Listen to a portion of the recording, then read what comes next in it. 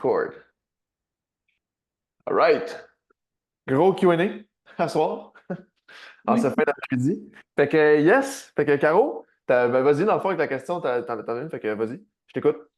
Ouais, je me demandais en fait, là, je pense que tu avais déjà répondu à la question, puis je ne le retrouvais pas là, dans mes notes, mais c'est quoi qui est le mieux entre utiliser un poids plus lourd mais faire moins de répètes ou utiliser un poids plus faible mais faire plus de répètes?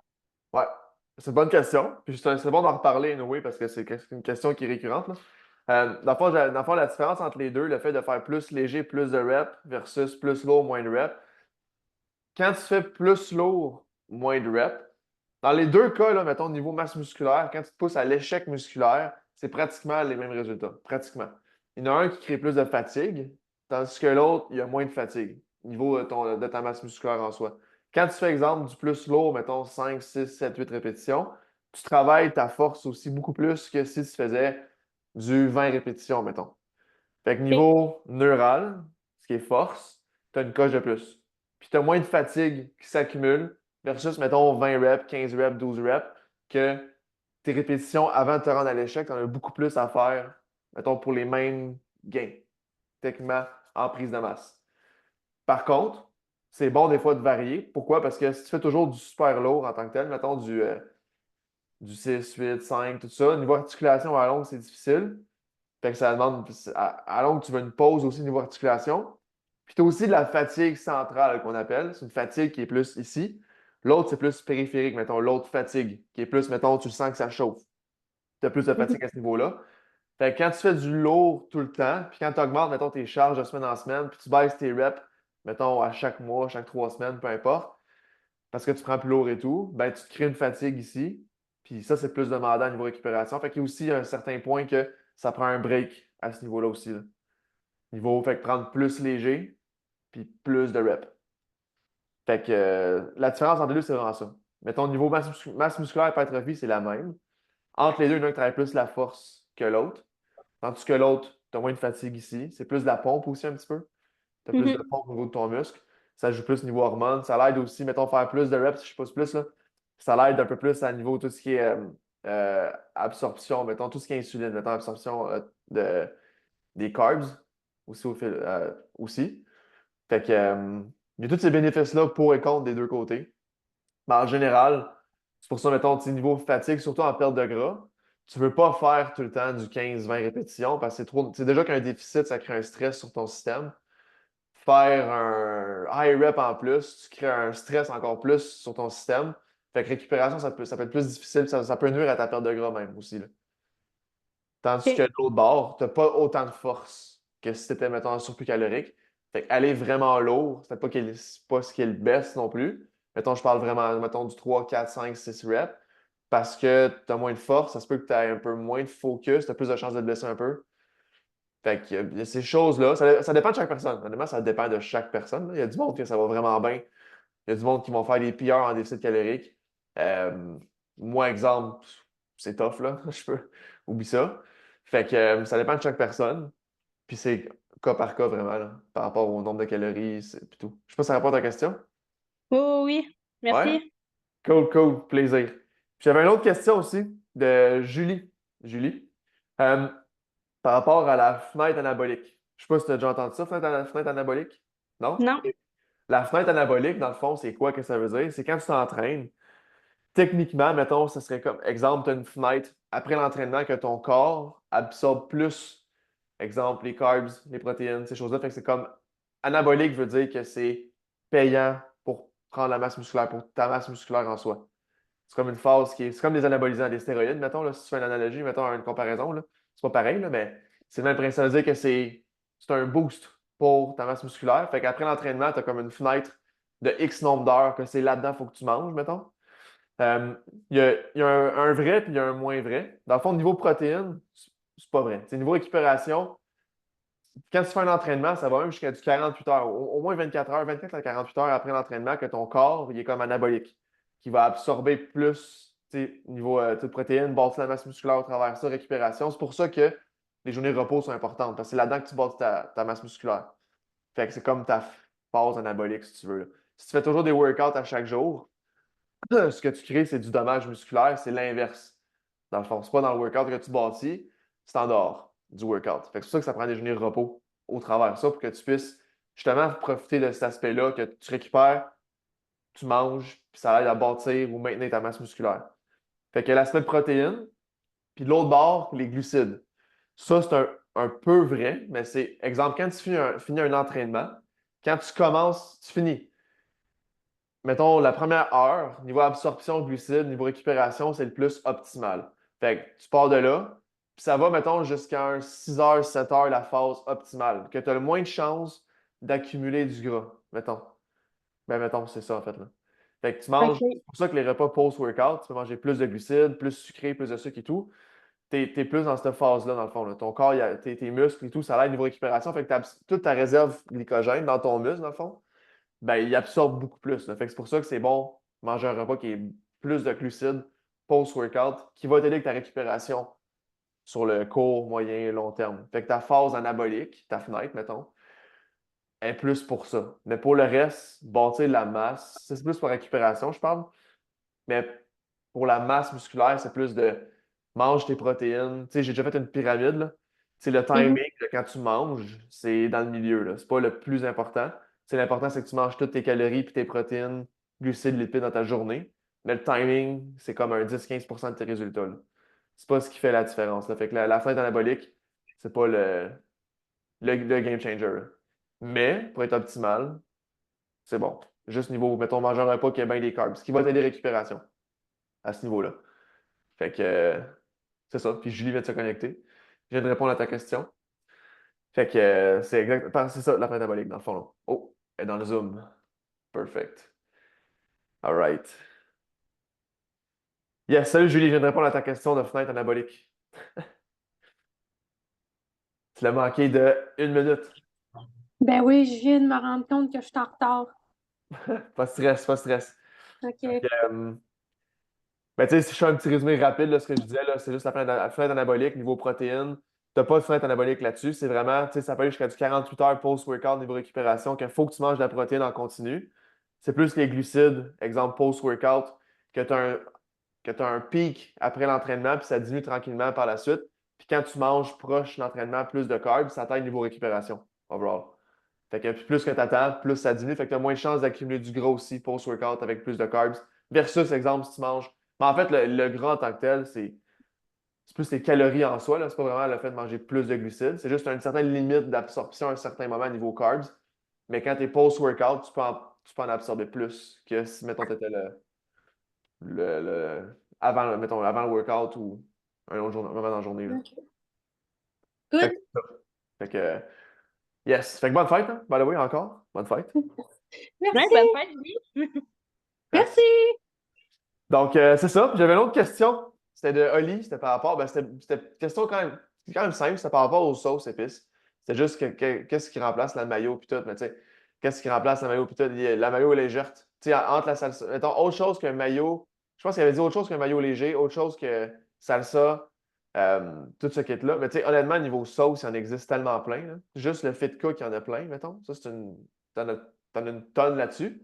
Puis, autre que ça, mettons quelque chose que moi, je prends niveau vinaigrette dans mes salades depuis 1 mois et demi. Ça s'appelle Skinny Girl au Walmart. Puis, pour vrai, c'est vraiment bon. Là. Ça goûte comme du balsamique. Tu as plusieurs saveurs, là, je pense. Là. Moi, je prends framboise ou me semble que ça, je prends. Puis, ça goûte vraiment bon. Là. Puis, il n'y a pas de calories, rien. Là. Fait que, puis, la quantité que tu mets, tu legit aucun sodium quasiment. Là. Fait que c'est une bonne alternative, là, niveau ça. Puis par rapport à mon pause un matin, justement, tu sais, ça glisse là-dessus un petit peu au niveau sucralose et tout. Le fait, tu sais, souvent on pense que c'est pas bon, mettons, prendre du faux sucre, ces choses-là. La raison pourquoi est-ce qu'on dit que c'est pas bon, c'est parce qu'exemple, quand tu prends du faux sucre, ton corps, il va envoyer de l'insuline. Mettons, ce qui va capter le sucre, mettons, le glucide, il va le catcher pour l'absorber. Mais là, il n'y aura rien à catcher. C'est comme du faux sucre. Fait qu'il va rien accrocher à rien. Fait que ce qui fait à longue, mettons ce que ça dit, là, c'est que ça fait à longue que tu deviens résistant à ça. Tu sais, tu vas moins sécréter parce que à longue, ton corps il se condense.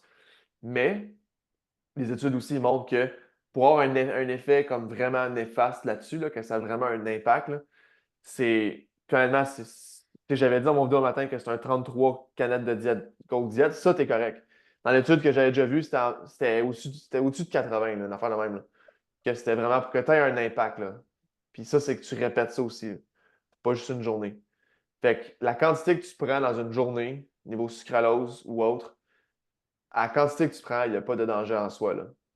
Fait que, à moins que tu chugs ton truc de sirop faux sucre au complet, un par jour, là, on va s'en reparler, mais sinon, pour ça, il n'y a aucun danger par rapport à ça. Puis c'est une très bonne alternative niveau perte de gras. Quand tu as un craving ou autre, tu sais, exemple, j'ai acheté un nouveau Kirkland au pamplemousse. Fait que, tu sais, j'ai un craving de sucre, moi, je me prends ça, puis ça passe. Fait que sinon, du sirop, il y a du faux sirop qui existe au Walmart aussi. Sinon, la fausse vinaigrette, le Skinny Girl qui existe. Ou sinon, quand tu mets de la vraie sauce en tant que telle qui a des calories, c'est juste de track ta sauce. Il n'y a pas de mal à ça. Juste track ce que tu manges, c'est tout. Fait que la sauce, c'est parce que c'est plus de lipides souvent, du gras en tant que tel là-dedans. Fait que, puis des fois, c'est des glucides, mais souvent, c'est plus de lipides. C'est pour ça qu'il y a plus de calories en soi qui montent rapidement, là. Comme l'huile d'olive. Tu mets une cuillère d'huile d'olive dans ta salade, c'est quasiment 100 calories, là. Juste ta cuillère remplie d'huile d'olive. Fait que c'est environ un 80-100 calories, là. Fait que ça monte assez vite à ce niveau-là. Tout ce qui est vinaigrette, tout ce qui est liquide calorique, tout ce qui est sauce, les huiles, c'est ce qui monte le plus rapidement à cause des lipides, qui sont 9 calories par gramme de, de lipides. Fait que c'est ça. Fait que c'est pour ça qu'il y a des alternatives qui sont faux sucre qui vont aider en tant que tel. Par rapport, fait que ça, je pense que ça répond à la question. C'était juste ça, trouver. Mais en fait, les sauces, il y en a plein, là. Je peux en donner plein, mais il y en a plein.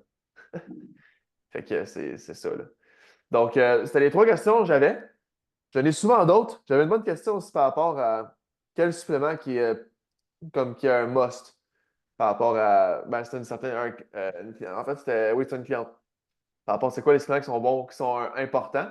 Est-ce qu'il faut que je prenne absolument du magnésium, absolument telle autre affaire? Euh, Dans le fond, la réponse à ça, en déficit versus surplus calorique, c'est 2 choses qui sont différentes. Puis chaque personne, c'est différent aussi. Donc, après ça, je m'explique. Il y a 2 de base. Que généralement, ça te prend ça, juste parce qu'on est au Québec, puis la nourriture qu'on mange ici, c'est vitamine D oméga 3. C'est les 2 de base qui vont, peu importe quel objectif, c'est optimal d'en prendre. Plus que tu manges, plus qu'il te faut l'oméga 3 aussi. Parce que quand tu manges, c'est l'oméga 6, tu fais un ratio oméga 3-6. Si tu n'en prends pas, tu as trop d'oméga 6, fait que là, ça joue au niveau inflammation, ça va juste à la digestion, ça joue sur tout. Fait que c'est pour ça que l'oméga 3, c'est un must, peu importe t'es qui, puis ton objectif. L'autre vitamine D, le soleil, on n'a pas assez au Québec, puis techniquement, il faudrait que tu sois dehors, mais pas juste ta face. Il faudrait que tu sois tout nu dehors une coupe d'heure, là. 1 heure au soleil, c'est. J'ai un blanc. J'ai un blanc. 1 minute au soleil, c'est 1008, si je ne me trompe pas. Ouais. 1 minute, mais complètement, là, c'est environ 1008 que tu absorbes. Fait que, ouais, j'ai un méga blanc. Je vais revenir là-dessus, mais j'ai un méga blanc. Mais en tant que tel, tout ça pour dire qu'il y a aussi la quantité de vitamine D que tu prends, il n'y a pas de danger. Il y a une certaine limite, tu sais, c'est environ 5-10 000 UI par jour. C'est environ un 30 quelques mille par semaine que tu devrais prendre. Il y en a qui le prennent d'un coup, mais moi, souvent, je suggère de le séparer. Fait que vitamine D, oméga 3. Les autres, mettons magnésium, vitamine C, multivitamine. C'est multivitamine, quand tu es en surplus calorique, techniquement, tu n'as pas besoin de multivitamine. Tu as t'as assez dans ta nourriture. C'est un supplément, ça le dit, c'est un supplément. C'est quand t'as un manque, quand tu as un déficit quelconque, que là, tu veux supplémenter ça. Fait que la vitamine en tant que telle, multivitamine, ça peut être bon quand tu es en gros déficit. Parce que tu manges moins, tu manges peut-être pas assez. Fait que la multivitamine va venir combler le manque à ce niveau-là. L'autre, excusez, magnésium en tant que tel, même principe. Magnésium, quand tu manges beaucoup, surplus calorique, techniquement, dans ta nourriture, dans ce que tu vas faire dans tout, tu vas le chercher assez. Tu vas aller chercher assez de magnésium dans ce que tu vas manger et tout. Si tu as un déficit calorique ou si, exemple, tu n'en as peut-être pas assez non plus, même si tu manges plus, ben là, un supplément magnésium peut aider, mais ce n'est pas un must. Ça va dépendre de chaque personne. Puis honnêtement, ça, c'est plus un test. Fait que quand tu l'essayes, honnêtement, là, tu vois la différence que ça fait. Fait que ce que ça fait le magnésium, si je l'explique rapidement, tu as comme un récepteur, tu as l'adrénaline, mettons, qui passe, ça capte. Tu captes ça, puis ça fait que tu captes l'adrénaline. Mais ça, le magnésium, c'est comme un cap un peu. Fait que ça vient faire un cap par-dessus. Fait que tu captes plus l'adrénaline ou moins. Ça bloque les récepteurs, fait que ça t'aide à shut down, dans le fond, là. Juste niveau shutdown. Fait que ça t'aide à ce niveau-là. Puis c'est ça. Fait que ça, dans le fond, tu le prendrais surtout peut-être l'heure du souper ou dans la soirée. Ça peut même être durant la journée. Ça dépend de chaque personne, honnêtement. Quelqu'un qui est bien stressé, ça va être différent. Quelqu'un qui est moins stressé. Fait que quelqu'un qui est plus stressé, ça peut être d'autres causes et non nécessairement le magnésium. Là, on pousse plus loin, là. Il peut y avoir d'autres causes là-dessus. Mais sinon, à part ça, niveau magnésium, la quantité, c'est un peu de l'essai. Tu commences le plus petit puis tu augmentes graduel, tranquillement. Puis les sortes de magnésium, tu sais, je sais qu'il y en a beaucoup qui en prennent. C'est biglycinate, taurate, c'est pas mal les deux best. Les autres, style Kirkland, mettons magnésium Kirkland, que c'est de base pas cher. Ce qui arrive, c'est que ceux-là, tu les absorbes pas, ou moins. Fait que souvent, tu vas comme aller les flusher par après. Fait que mettons un truc, mettons si t'es constipé ou peu importe, ben, c'est con, mais prendre du magnésium, mettons cheap, va t'aider à ça, à aller flusher tout ça, là. Fait que si tu prends du cheap, vu que tu l'absorbes moins, ça te ramasse ça, puis ça t'aide, ça te fait aller aux toilettes plus. Fait que ça peut t'aider. Sinon, du biglycinate, c'est pas mal comme qualité-prix, c'est le best. Sinon, tu as le tarate. Le biglycinate, souvent, c'est, mettons, les marques ATP, Believe, il y en a. Puis tout ce qui est le reste, mettons, protéines, ça, c'est pas un must, mais ça peut être bon pour alternative. Si tu as de la misère à manger les protéines, souvent ça arrive, là, il y a beaucoup de protéines. Plus tu es en déficit calorique, plus que tu manges de protéines pour compenser justement. Vu que tu as moins de calories, quand je parle d'anabolique tantôt, c'est un peu le même principe. Tu veux être le plus anabolique possible. Fait que tu veux aider le plus possible à ta récupération musculaire, puis bâtir de la masse. Puis ça, c'est ta protéine. Fait que c'est pour ça que tu manges plus de protéines en déficit calorique. Fait que souvent, tu as de la difficulté à manger. Fait que ce que tu peux faire, c'est juste prendre un supplément de protéines en poudre qui va t'aider à ajouter de la protéine. La protéine, c'est de la protéine. Fait qu'il n'y a pas de viande, c'est mieux que la protéine en poudre et tout.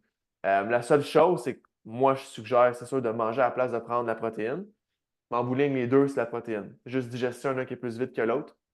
Fait que ça peut ça se soutienne moins longtemps. Mais à long terme, c'est sûr qu'il est mieux de manger que de prendre ça.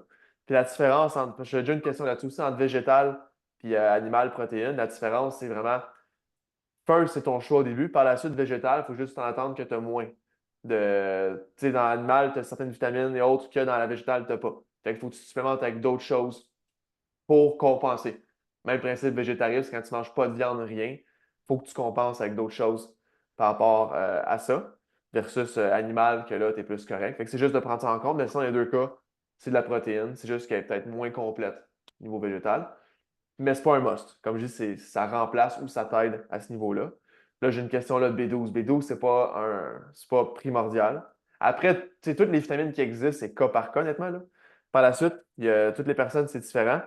Fait que c'est vraiment un cas par cas. Puis oui, il y a les tests sanguins qui vont vraiment t'aider à voir. Ça, c'est vraiment un must. Si tu as des questions par rapport à ça, puis tu n'es pas sûr de certaines choses, puis tu vois les symptômes et tout, moi, je te suggère d'aller faire un test. Après ça, le médecin va comme t'expliquer c'est quoi, puis tu vas vraiment voir qu'est-ce qui manque à place de faire les essais-erreurs, là. Fait que, parce que les symptômes peuvent être définis, mettons, pour 3 types de vitamines ou autres. Fait que quand il y a des gros symptômes, là. Fait que, mais de base, ce qui va aider à la base niveau inflammation et autres, oméga 3, vitamine D, c'est les best. Puis, pour ça, la créatine. La créatine, est-ce que c'est un must, ça, la créatine?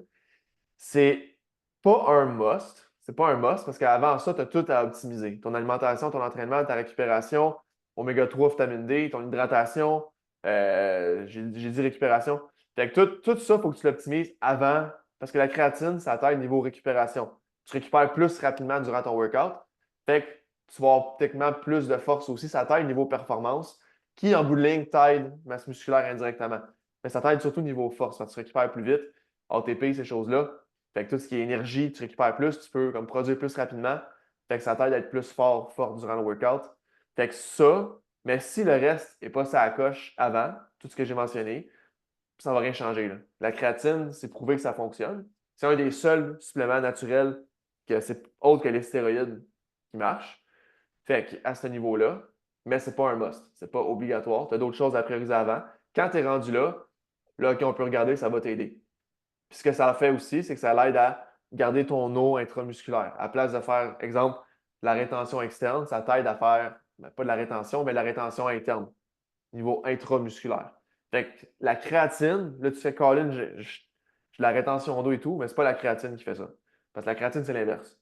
C'est dans ton muscle. Fait que tu le vois pas à l'externe. Ça t'aide à absorber intramusculaire. Fait que c'est pour ça, on dit souvent de prendre plus d'eau en prendre la créatine pour aider à ce niveau-là intramusculaire.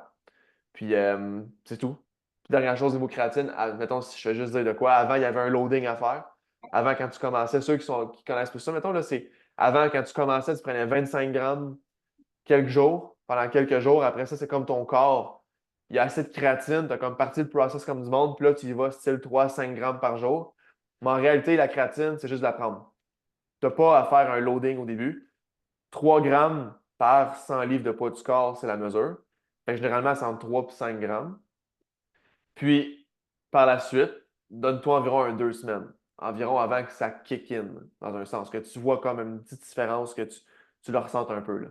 Fait que donne-toi un petit laps de temps, puis, puis tu peux le continuer, là. Il y en a qui font du cycling, qui vont faire pendant 3 mois, ils vont arrêter 3 mois, arrêter un mois. Il y en a qui continuent à l'année longue, ça le fait. Il n'y a pas de stress avec ça. Puis, il n'y a pas de danger. Donc, t'en trouves dans la nourriture aussi, tout ce qui est la viande et autres.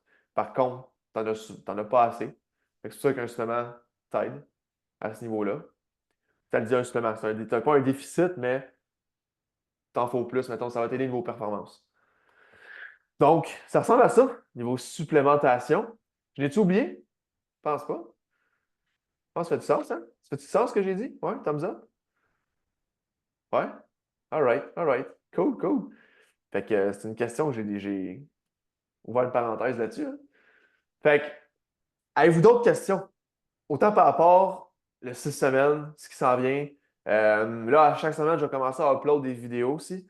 Justement, je ne l'ai pas upload encore, je vais l'upload dans l'app. Fait que la vidéo de tempo, exemple, aujourd'hui, je vais le mettre dans l'app dans la section entraînement. Fait que tu vas avoir des références à aller voir tempo, comment progresser ta charge, répétition, c'est quoi, mettons, les RPE arrière, mettons, la perception de l'effort, c'est quoi, comment suivre ça dans ton entraînement. Fait que chaque semaine, ou peut-être 2 par semaine, je vais en faire les uploads graduellement comme ça. Fait que vous allez avoir une banque qui va vous aider à mieux comprendre, puis à la longue, vous allez être correct. Vous allez l'apprendre à la longue à 100%. Mais surtout au début, ça va aider là, pour ça. Là. Yes. Fait que, question ou non? Yes, vas-y. Dans le fond, je me demandais, toi, as-tu des trucs pour les journées que tu t'entraînes pas? Je veux dire, moi, je le vois en maudit là, quand j'arrive pour me coucher, je suis pas capable de m'endormir. Ça prend du temps avant que je m'endorme. OK, Puis ouais. les journées que je m'entraîne, je m'accote la tête sur l'oreiller, là, puis je pars tout de suite. C'est une bonne question. Un truc pour ça, honnêtement, ça part le matin. C'est quand tu te lèves le matin, mettons, tu fais quoi la journée que tu t'entraînes pas? Ben, souvent, je fais mes petits exercices du matin. Là. Souvent, je fais la chaise au mur. Là. J'aime bien ça faire ça. OK. Sinon, je fais ma routine habituelle. Je vais travailler, je finis à 2 heures. Après ça, tu sais, souvent, je fais du cardio quand même pour aller chercher ma quantité de pas minimale que je fais par jour. Là. Mais après ça, tu sais, j'embarque sur, mettons, euh, la routine normale, là, ménage, travailler autour de la maison, puis tu sais, oui, je commence à inclure tranquillement pas vite de la lecture parce que je m'aperçois que ça m'aide justement à comme m'endormir. Mais aussitôt que j'arrête, on dirait qu'il faudrait que je m'endorme là, dans les 5 secondes qui suivent la fin de ma page. Mais c'est pas ça qui arrive, là. OK. Ouais. Mais tu sais, exemple, le cardio que tu fais durant la journée pour aller chercher les pas, moi, je te dirais, fallait le matin, mettons, le cardio en soi, là. Mettons plus d'activité physique le matin, autre que la chaise. Fait que ça peut être, OK. mettons, commencer à courir, mettons, legit 5 10 minutes, là. Ou marche rapide, 10 minutes. Ou, tu comprends? Fait que faire du cardio le matin, ça va t'aider à faire un spike de cortisol encore plus que juste la chaise, ou push-up ou autre. Fait que ça te fait un bon spike. Il y en a qui font douche froide plus cardio, là. Mettons, qui font le matin, bam, direct. Ça fait pour que le soir, tu un méga down. Plus gros que si c'était juste un peu, puis que là, ça il va de même. Là, tu vas avoir un plus gros pic, plus gros deep dive vers le bas. Fait que ça va t'aider pour le soir. Fait que le cardio, je te dirais, à le matin. Pas vraiment OK. pour. C'est ça. À la place de le faire dans le milieu de la journée.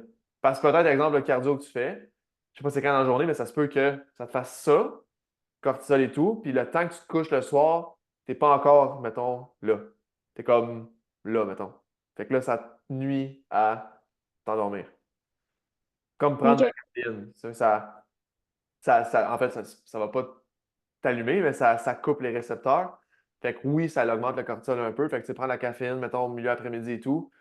C'est ça qui arrive dans le fond, là. C'est comme ça fait ça. Puis le temps que ça s'enlève et tout, ben, t'as pas le temps de prendre le deep down. Fait que ça nuit. Fait que c'est ça qu'on dit, mettons, caféine, ça peut être 8, 12, même 16 heures avant de te coucher. Fait que c'est littéralement le matin. Fait que c'est pour ça que la caféine, souvent, on suggère le matin. Mais il y en a que l'après-midi, il n'y a pas de stress.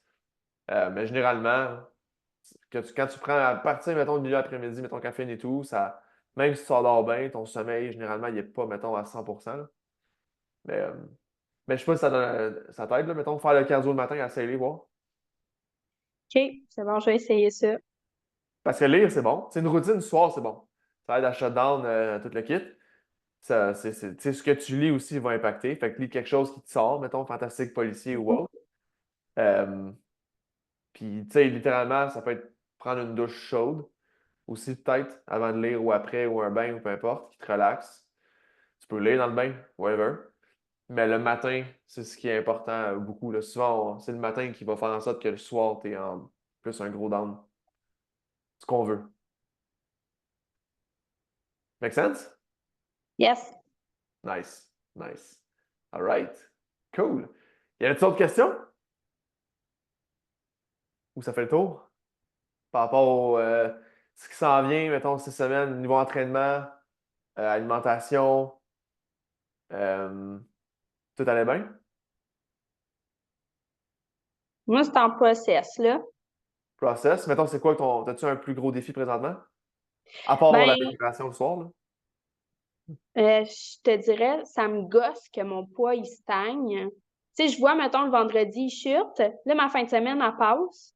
Puis là, je reviens au point initial le lundi.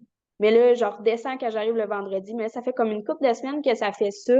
Là, je me posais comme des questions. Là, je me dis, bon, c'est-tu la quantité de calories? C'est-tu parce que, tu sais, je suis pas quelqu'un qui mange gras dans la vie, là. Je mange presque jamais du resto. Je fais tout par moi-même. Yeah. Fait déjà, en partant, la chose que moi j'ai vue, c'est que j'étais peut-être un petit peu moins active la fin de semaine. Puis, tu sais, niveau calories, bon, moi, ça a tout le temps été un peu ma bébite, ça, là. J'avais de la misère à atteindre le nombre de calories. Fait que là, cette semaine, je traque vraiment pour m'assurer que je mange vraiment toutes mes calories à On avait, chacune des journées, là. on avait parlé, ça, ouais. Ouais. Oui. OK, OK. Mais oui. Ben, en fait, tu as amené un bon point. Là. Tu sais, le fait que souvent que ça fait up and down, des fois, c'est pas l'alimentation. Des fois, mettons tu es sur la coche alimentation, c'est le fait de bouger, en fait, là, qui va. Tu sais, un déficit calorique, c'est pas juste les calories, c'est aussi le fait de. En fait, c'est toi qui vas le créer en tant que tel. Là.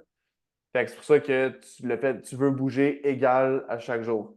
C'est pour ça qu'on dit, mettons, on n'a pas 10 000 pas. Tu sais, c'est pas le fait des 10 000 pas, c'est plus le fait de. Ça donne un aperçu, OK, 10 000 pas, ça fait que comme j'ai bougé mon 10 000 pas, fait que c'est un stats qu'on peut suivre. À 10 000 pas, tu perds tant, qu'on augmente ça à 12 000, 14 000 même peut-être.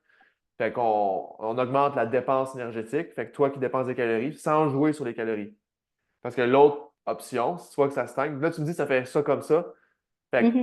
il y a des chances que la fin de semaine, comme tu dis, ça se peut que tu bouges moins, puis tu manges autant. Fait que durant la semaine, tu as un déficit, puis la fin de semaine, ça se peut que peut-être même l'inverse, tu manges plus de ce que tu dépenses. Tu es en surplus de calorique la fin de semaine. Fait que c'est là que tu reprends ton poids un peu, puis là, ça recommence. Fait que souvent, c'est ça qui se passe la fin de semaine. La constance, soit c'est l'alimentation que tu manges plus, ou soit que c'est que tu bouges moins, qui fait le même principe un peu, dans les deux cas. Fait que ça serait ça. Sinon, l'autre option, niveau calorique, calories, parce que là, je sais que tu avais fait le 14 jours, tout ça. Niveau calories, ça fait combien de temps que tu es à ce nombre de calories-là présentement? Ça doit faire un 7 semaines facile, là. OK. Puis t'es à combien exactement? 1300. OK. OK. OK. Fait que là, t'es à combien, mettons?